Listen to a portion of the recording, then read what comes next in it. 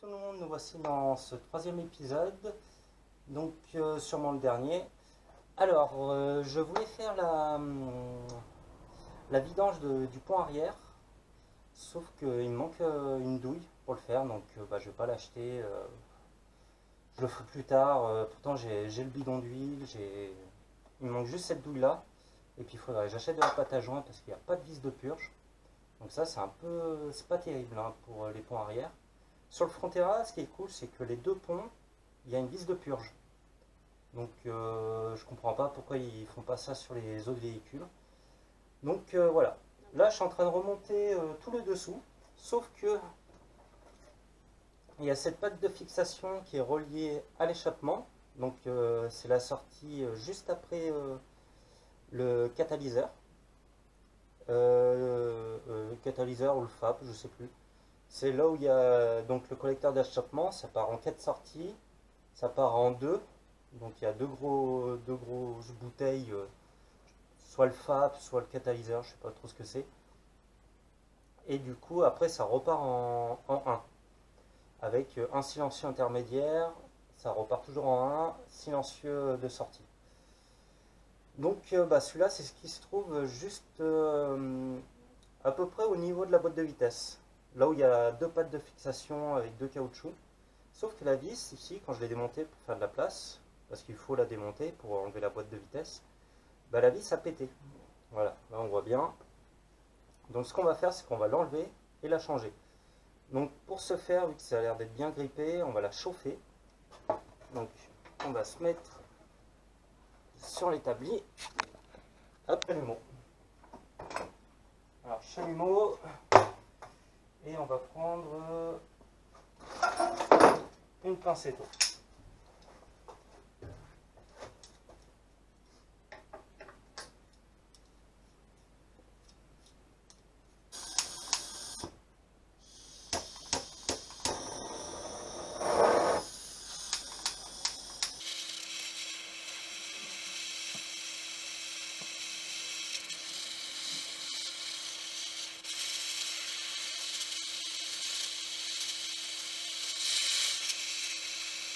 Ça devrait suffire, j'espère.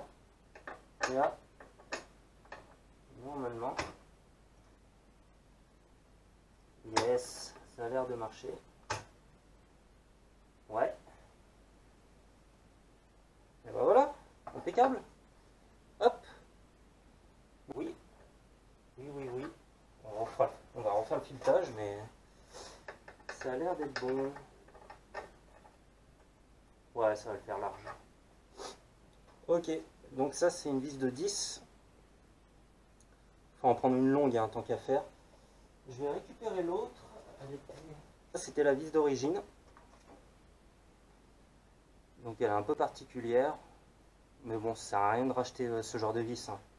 Vous allez à Carrefour ou n'importe où, vous rachetez une vis comme ça ira très bien. S'il faut, je vais peut-être la recouper. Ouais, je la recoupe un peu.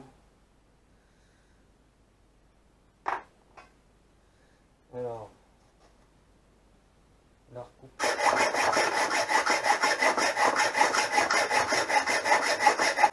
On a d'autres nouvelles vis.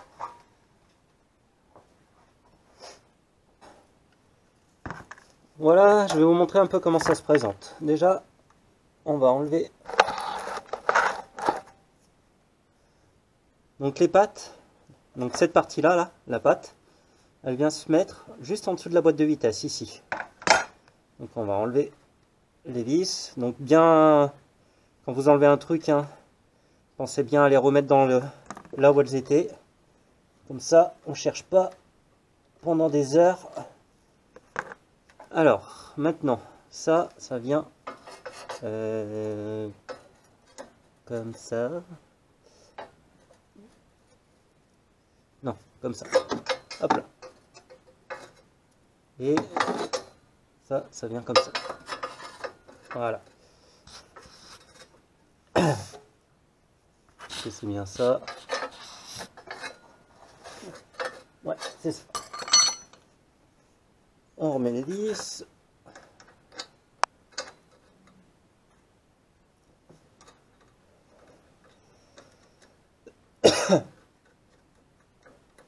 Tac, la deuxième.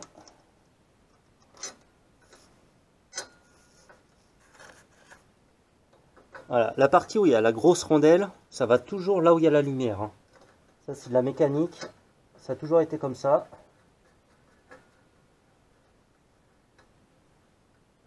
Hop, alors on ne serre pas tout de suite, hein.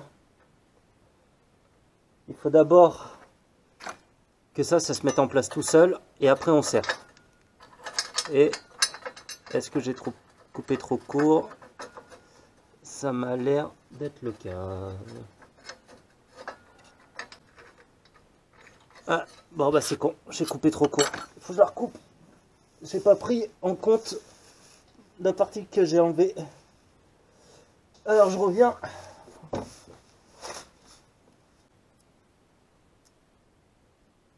Tac, tac.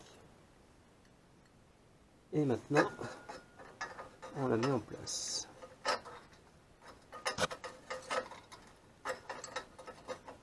Et là, on va refaire le filetage. On va pas se prendre la tête.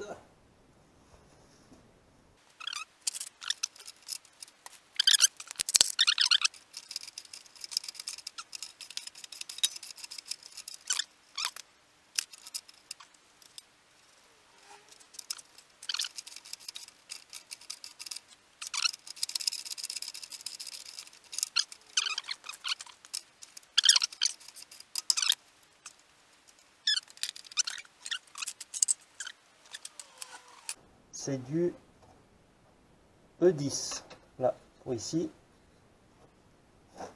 et là 13, voilà.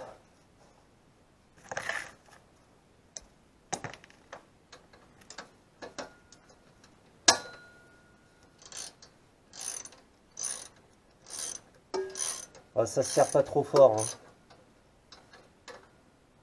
On va le faire à l'expérience, comme on dit.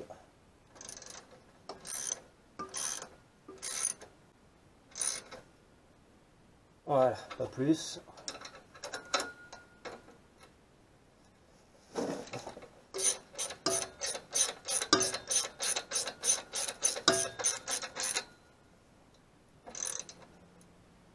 Voilà. Et on finit.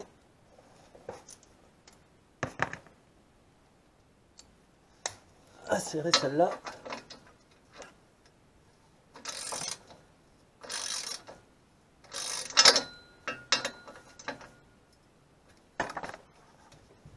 Et ben on est pas mal là. Encore un chouille. Voilà. Ok, ça c'est bon. On va s'occuper de ça maintenant. Donc fameux récepteur de la boîte de vitesse pour l'embrayage. Donc là, il y a deux petites. Faire de la place.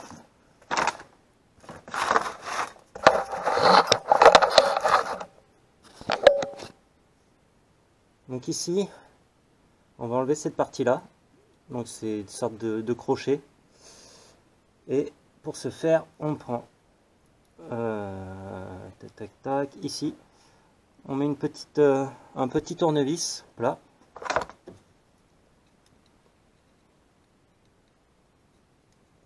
Si j'arrive.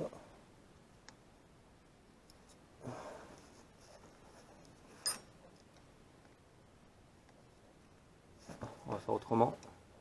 On va pousser les languettes.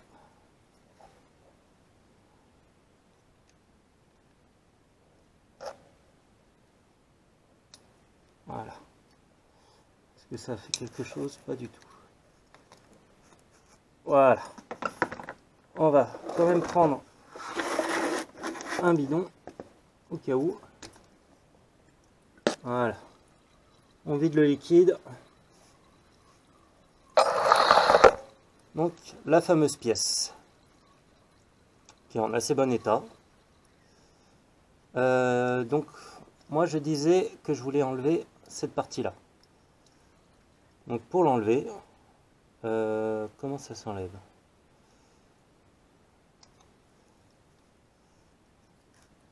Bah c'est pareil, il y a une tige là à la con.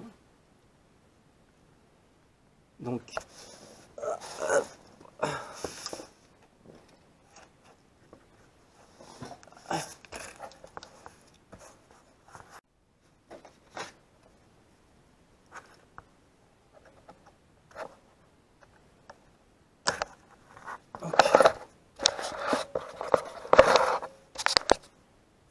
Donc là pareil, on prend le tournevis et on vient pousser. Alors pousser ou on essaye de le choper derrière, mais c'est un peu chiant. Voilà. Donc là je l'ai carrément enlevé.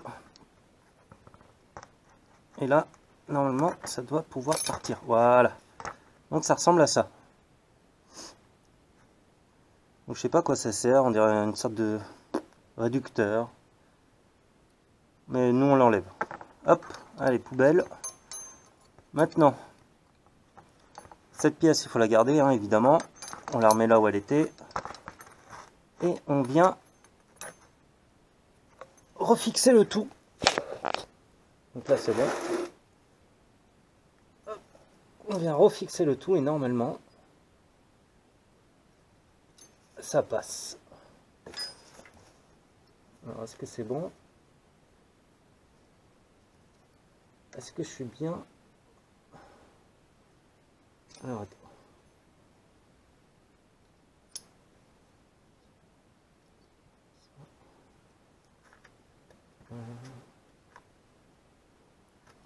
Celui-là, il vient.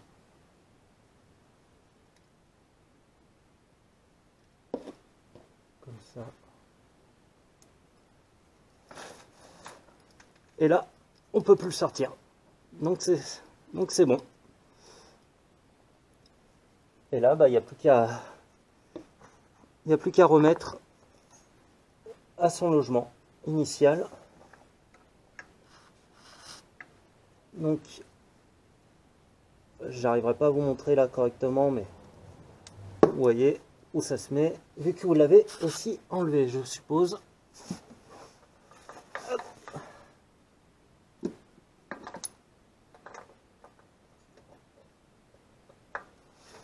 Ah.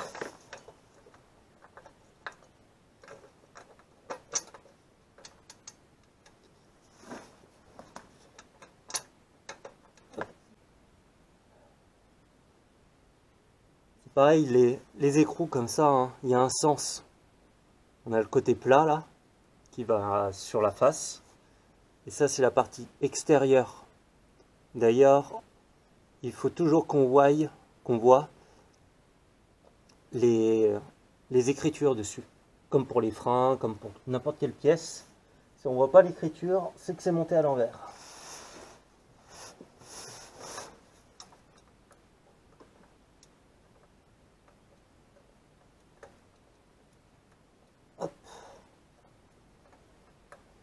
Alors, et de une, on va les serrer au couple après.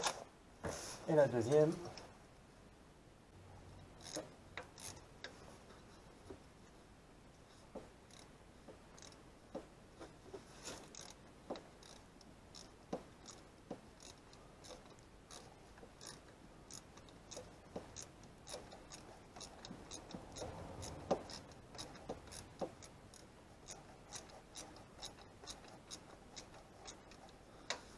Donc ça sert pas trop, hein.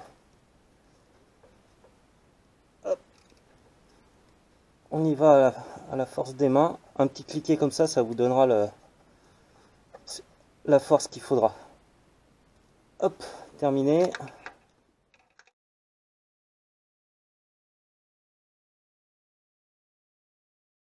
Pour démonter l'étrier, il faut une douille de 19 pour enlever tout le système d'étrier. Une clé plate de 18 pour enlever la durite au niveau de l'étrier. Et normalement, il faudrait enlever celle-ci qui se trouve juste en haut. Juste ici. Là. Mais on va essayer de faire ça parce qu'elle a l'air d'être bien grippée et j'ai peur de faire une connerie là. Donc bah, celle-là on la fera, je sais pas si on la fera en fait, on verra. Mais on va s'occuper de ça déjà. Donc c'est parti.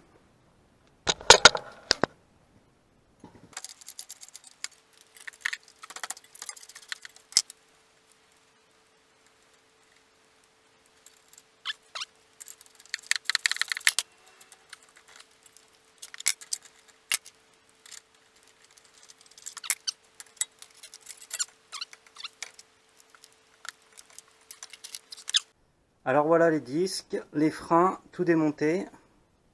Enfin sorti de la voiture. Et je me suis dit, je vais vérifier les plaquettes. Vu qu'Audodoc, ils ont l'habitude d'envoyer tout le temps les mauvaises pièces.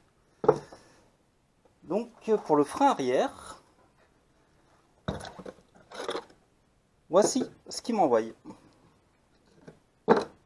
Voilà. Comme d'hab. Comme d'habitude, ils envoient n'importe quoi. Et ça commence à me casser les couilles. Pour le frein avant, ça a l'air d'être bon. Ça a l'air d'être les mêmes. En tout cas, les pattes ressemblent à celles d'origine. Mais là, ça commence vraiment à m'énerver là de commander chez eux. Donc j'espère que vous regardez bien. Parce que c'est pas la première fois que ça arrive. Et en plus, il faut payer pour les retourner, même quand ils se trompent. C'est n'importe quoi. Donc je vais passer encore une semaine à les appeler, à envoyer des mails, des photos. Ça commence à me gaver, sérieux. Donc voilà, une perte de temps, parce que c'est des branleurs. Et j'ai donné les bonnes références, hein, j'ai tout donné. Hein. Et comme d'habitude, ils envoient de la merde. Donc ça commence à me casser les couilles. Donc voilà, une semaine, ça va être une semaine de perdu à cause d'eux. Merci les gars.